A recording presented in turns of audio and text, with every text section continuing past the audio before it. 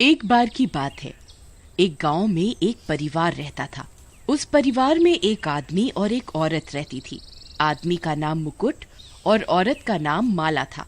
मुकुट अपने परिवार को पालने के लिए एक जंगल में दिन भर लकड़ी काट कर गाँव में बेचता था।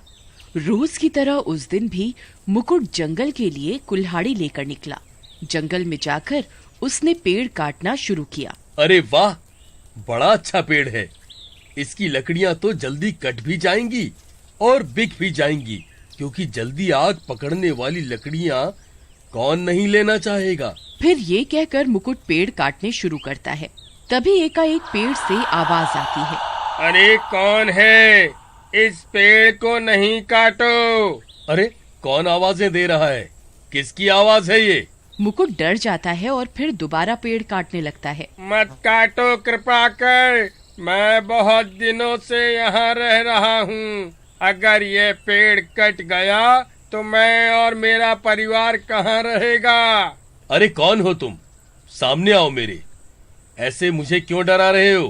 तभी उस पेड़ से एक आत्मा उतर कर आती है। मुकुट उसे देखकर बहुत डर जाता है और कांपने लगता है।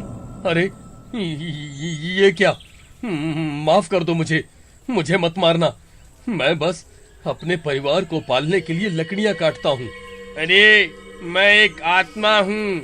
मैं अपने परिवार के साथ यहाँ रहता हूँ।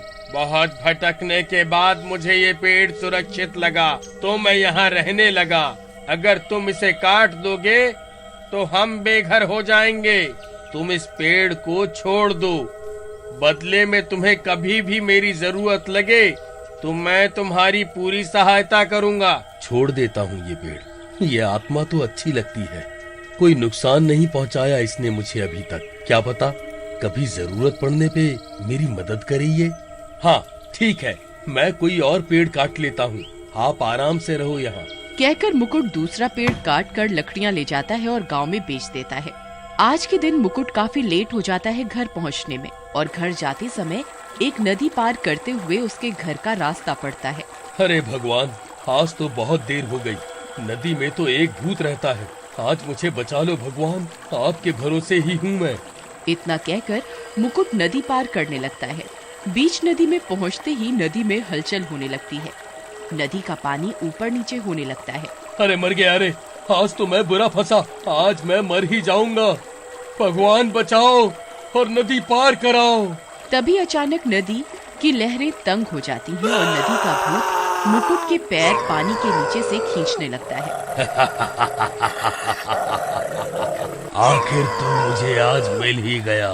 मैं कब से सोच रहा था कि तू किसी दिन सूरज ढलने के बाद बड़ी पार करे और मैं तुझे अपना भोजन बनाऊं। अरे रे, एक आत्मा से तो आज जैसे तैसे बचा, तो अब नदी के भूत ने पकड़ लिया। आज तो मेरा मरना तय है।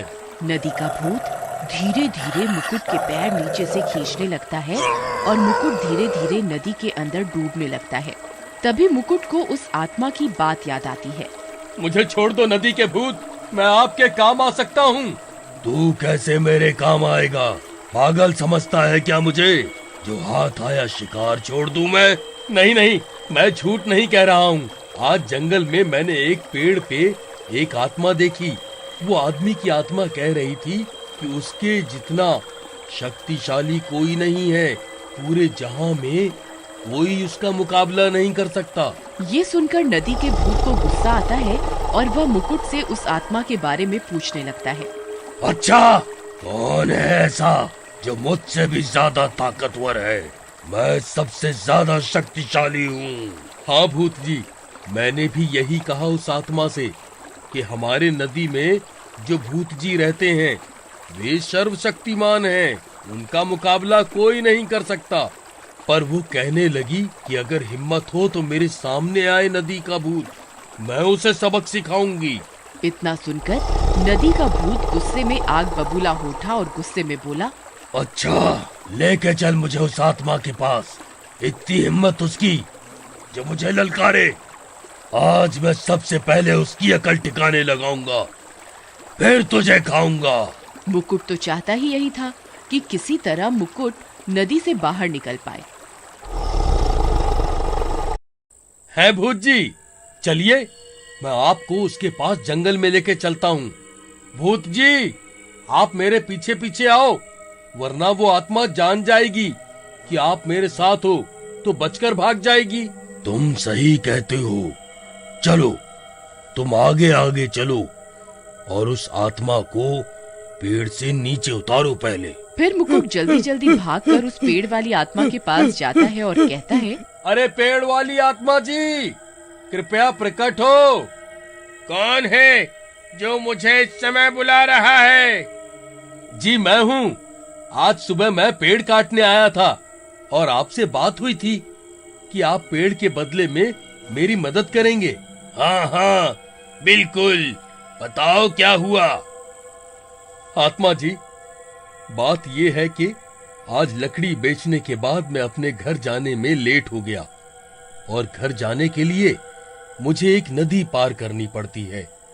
उस नदी में एक भूत रहता है जिसकी ताकत नदी में ही काम करती है, इसलिए वो सिर्फ नदी में ही शिकार करता है, वो भी सूरज ढलने के बाद जब उसकी ताकत बढ़ जाती है। तो आज उसने मुझे बीच नदी में पकड़ लिया और मुझे मारने वाला था। तो मैंने आपका नाम लेकर उससे लड़ने के लिए यहाँ ले आया, खुद को बचाने के लिए। अब आप मेरी मदद करो, वरना वह नदी का भूत मुझे मार डालेगा। तुम बेफिक्र रहो, मैं समझ गया मुझे क्या करना है। तुम बस उसे यहाँ ले आओ। मुकुट भागकर जाता है और नदी के भूत को बोलता है कि उसने आत्मा को पेड़ के नीचे बहलाकर उतार लिया है। नदी का भूत गुस्से में लड़ने के लिए पेड़ की आत्मा के सामने जाकर उसे चेतावनी देता है। ए आत्मा, क्या कह रही थी कि तू सर्वशक्तिमान है? आजा, लड़ मुझसे। क्यों नहीं, मैं ही सर्वशक्तिमान हूँ, मेरे सामने कोई नहीं टिक सकता।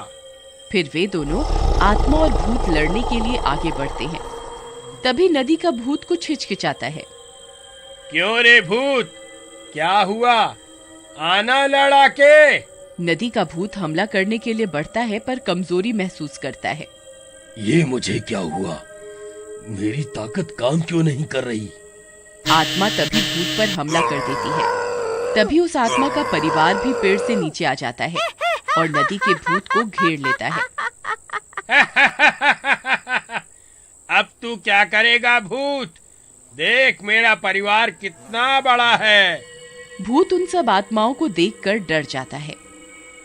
मुकुट, ये तूने ठीक नहीं किया। तूने मेरे साथ छल किया है। देखो नदी के भूत, सब आत्माएं और भूत तुम्हारी तरह बुरे नहीं होते। तुम मासूमों का शिकार करते हो और एक ये आत्माएं हैं जो एकांत में बस परिवार के साथ रहना चाहती हैं। और तुम जैसे गंदे भूतों के साथ छल करके मैंने कुछ गलत नहीं किया। ए नदी के भूत, तुझे शर्म नहीं आती अपनी ताकत का गलत इस्तेमाल करते हुए? तू ताकतवर है तो तू मासूमों की जान लेता है, और देख आज तेरी ताकत और तेरा घमंड ही तुझे मरवाएगा। पर मेरी ताकत काम क्यों नहीं कर रही? मैं तो इतना शक्तिशाली हूँ। हे नदी के भूत, तू गुस्से में ये भी भूल गया कि तू नदी का बबकोट है।